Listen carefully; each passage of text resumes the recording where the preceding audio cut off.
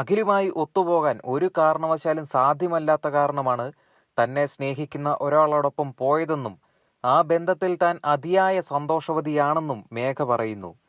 തന്റെ മൂന്നാമത്തെ കല്യാണമാണെന്ന് ചിലർ പറയുന്നുണ്ടായിരുന്നു.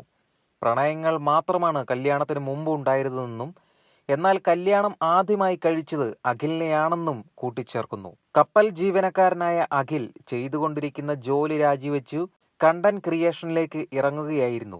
ജീവിതത്തിൽ ഏറ്റവും വലിയ റിസ്ക് ആയിരുന്നു അന്നെടുത്തത്. സഹായത്തിന് സുഹൃത്തുക്കളും ഒപ്പം കൂടിയതോടെ കാര്യങ്ങൾ വിജയത്തിലേക്ക് വഴിവെച്ചു. ഇന്ന് അറിയപ്പെടുന്ന ഒരു കണ്ടന്റ് ക്രിയേറ്റർമാരിൽ ഒരാളാണ് അഖിൽ NRD. മലയാള സിനിമകളുടെ ഭാഗമാകാൻ അഖിലിന് സാധിച്ചിട്ടുണ്ട്. എന്നാൽ കുടുംബകാര്യത്തിലേക്ക് നോക്കിയാൽ ഭർത്താവ് എന്ന നിലയിൽ തികച്ചും പരാജിതനായ ഒരു വ്യക്തിയായിരുന്നു അഖിൽ. തന്റെ ഭാര്യയുടെ ആവശ്യങ്ങൾ നിറവേറ്റാൻ കഴിയാതെ പോയതിനാലും ഭാര്യയ്ക്ക് സ്വപ്നമുണ്ടെന്നും കണ്ടെത്താൻ കഴിയാതെ വന്നു. അതുകൊണ്ട് തന്നെ മനസ്സിലാക്കുന്ന, കൂടെ നിൽക്കുന്ന ഒരാളുടെ കൂടെയാണ് മേഘ പോയത്. സിനിമാ മേഖലയിലേക്ക് വന്നതോടെ അഖിലിന് പല സ്ത്രീകളുമായി വഴിവിട്ട ബന്ധമുണ്ടെന്നും രാത്രിയിൽ ഫോൺ കോളിലും മെസ്സേജിലും മുഴുകിയിരിക്കുന്ന അഖിലിനെ സംസാരിക്കാൻ പോലും മേഘയ്ക്ക് കിട്ടാറില്ലായിരുന്നു. ജീവിതത്തിൽ പേരും പണവും മാത്രമല്ല വേണ്ടത്, അടിസ്ഥാനപരമായി ഒരു സ്ത്രീക്ക് ലഭിക്കേണ്ട കാര്യങ്ങൾ അഖിലിൽ നിന്നും കിട്ടിയിരുന്നില്ല. ഈ കാരണങ്ങൾ ആദ്യമേ തുറന്നു പറഞ്ഞിരുന്നു മേഘ.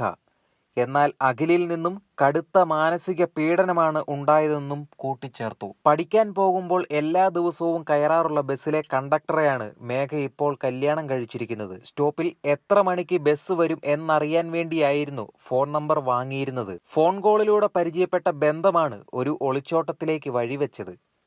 ആ വീട്ടിൽ സഹിച്ചു പുറത്തുനിന്ന് അവസാനം ആത്മഹത്യ ചെയ്താൽ എല്ലാവരും തൻ്റെ പക്ഷത്ത് നിൽക്കുന്ന ആ വീട്ടിൽ സഹിച്ചു പുറത്തു നിന്നു.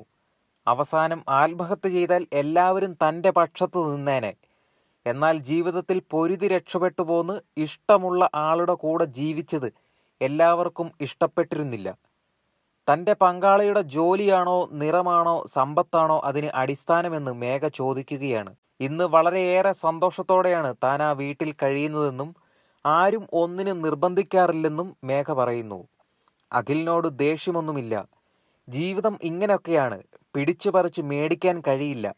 സ്നേഹമുള്ളിടത്തെ നല്ല ദാമ്പത്യമുണ്ടാവുകയുള്ളൂ എന്നും കൂട്ടിച്ചേർക്കുന്നു. നിങ്ങൾ സ്ത്രീകൾ ഇഷ്ടപ്പെടാത്ത ആളുകളുടെ കൂടെ കഷ്ടപ്പെട്ട് ജീവിക്കാതെ നിങ്ങളെ അംഗീകരിക്കുന്ന ഒരാളുടെ കൂടെ ജീവിക്കൂ. നാട്ടുകാർ പറയുന്നത് കാര്യമാക്കരുത്.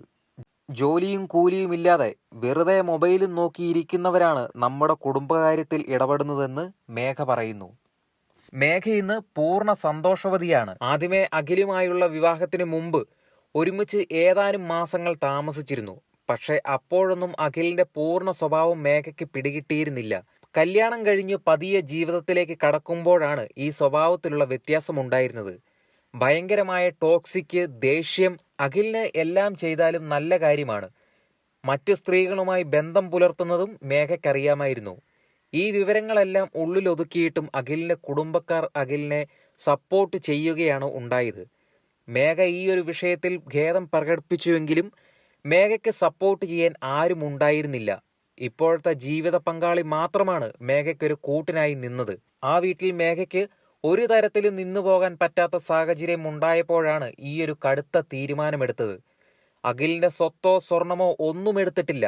തന്റെ യൂട്യൂബ് ചാനലിൽ നിന്നും അല്ലെങ്കിൽ ഫേസ്ബുക്ക് ചാനലിൽ നിന്നും കിട്ടിയ വരുമാനത്തിന് വാങ്ങിയ കുറച്ച് ഡ്രസ്സുകൾ മാത്രമാണ് മേഘ അന്ന് രാത്രിയിൽ എടുത്തിരുന്നത്. അന്ന് രാത്രിയിൽ മേഘ പങ്കാളിയുടെ വീട്ടിലേക്ക് പോവുകയും 2 ദിവസം കഴിഞ്ഞ് കല്യാണം കഴിക്കുകയുമാണ് ചെയ്തിരുന്നത്. ഇന്നും സന്തോഷത്തോടെ ജീവിക്കുന്ന മേഘയ്ക്ക് യാതൊരു ബുദ്ധിമുട്ടുകളും ഇല്ല. അതുമാത്രമല്ല, അഖിലിനോടും അഖിലിന്റെ കുടുംബക്കാരോടും ഒരു തരത്തിലുള്ള ദേഷ്യവുമില്ലെന്ന് മേഘ അറിയിച്ചിരിക്കുകയാണ്.